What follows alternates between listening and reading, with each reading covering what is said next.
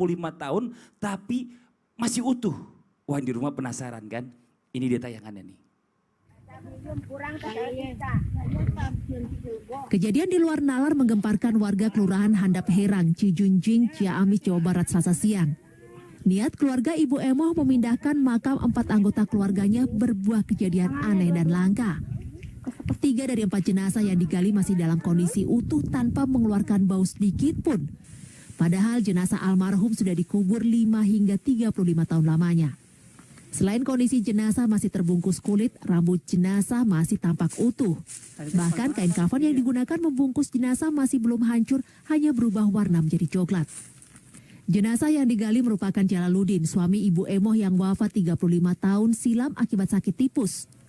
Jenazah Sasmita, ayah Ibu Emoh yang wafat 14 tahun akibat stroke, serta jenazah Kaimita yang wafat 5 tahun silam. Ya, aduh luar biasa ya Allah. Ini udah 35 tahun nih, jasadnya masih utuh, bentuknya bahkan masih lengkap fisiknya. Rambutnya cuma sedikit berubah menjadi kecoklatan. Ini ya Allah ya Robbi, wallahu alam nih apa yang udah amalannya kita nggak pernah tahu nih. Harusnya kita contoh nih orang-orang begini ya. Nah tapi sebelum ngomongin waktu di akhirat nih Ustadz Syam nih, mohon izin sebelumnya ya. Apakah waktu di kunur waktu ini mengikuti hitungan waktu di dunia?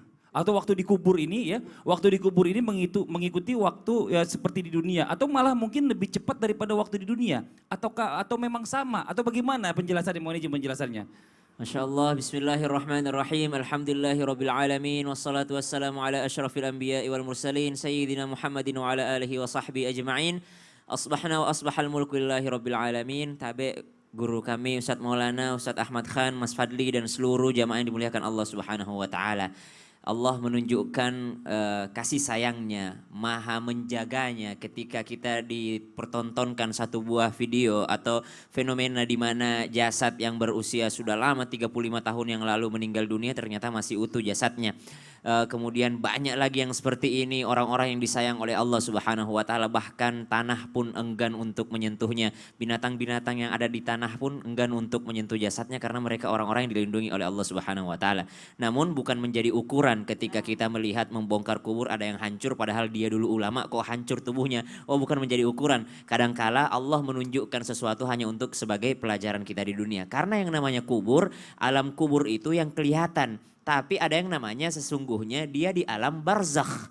Yang kita lihat adalah kuburan, bukan alam kubur. Yang kelihatan adalah kuburan, tanah kuburan, lubang kuburan. Tapi sejatinya mereka sudah berada di alam yang satunya, yaitu alam barzakh. Alam antara dunia dan akhirat, alam penantian namanya alam barzakh. Di sanalah arwah, di sanalah ruh bertempat di sana. Sekarang pertanyaannya, apakah mereka masih terikat dengan dimensi ruang dan waktu, dimensi materi? Sesungguhnya mereka tidak lagi terikat. Siapa yang mengatakan ini adalah Imam Malik rahimahullah. Bahwasanya ruh itu sudah terikat, tidak terikat lagi dengan dimensi ruang dan waktu. Maka kalau di dunia ketika kita berada di Jakarta, kita ingin melihat Mekah misalnya, kita harus naik pesawat dulu berada di sana.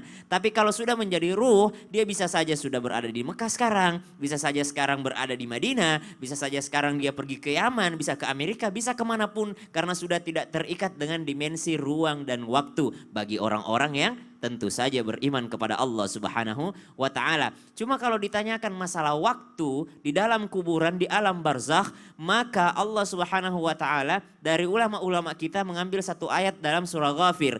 النار يعرضون عليها غدوا وعشيا ويوم تقوم الساعة أدخلوا آل فرعون أشد العذاب. Allah ingatkan kita, an-naru yu'raduna 'alaiha ghuduwa wa 'ashiyya. Firaun di dalam kuburannya itu bersama dengan pengikutnya setiap pagi dan petang dilihatkan neraka. Setiap pagi dan petang dilihatkan neraka. Berarti ada pagi dan petang dong di dalam kuburan itu, di alam barzakh itu. Maka artinya di sini ada waktu diperlihatkan siksaan neraka bagi mereka. Kemudian wa yauma taqumus saah, dan nanti disuruh masuk ke sana sudah pada saat akhirnya sudah hari kiamat.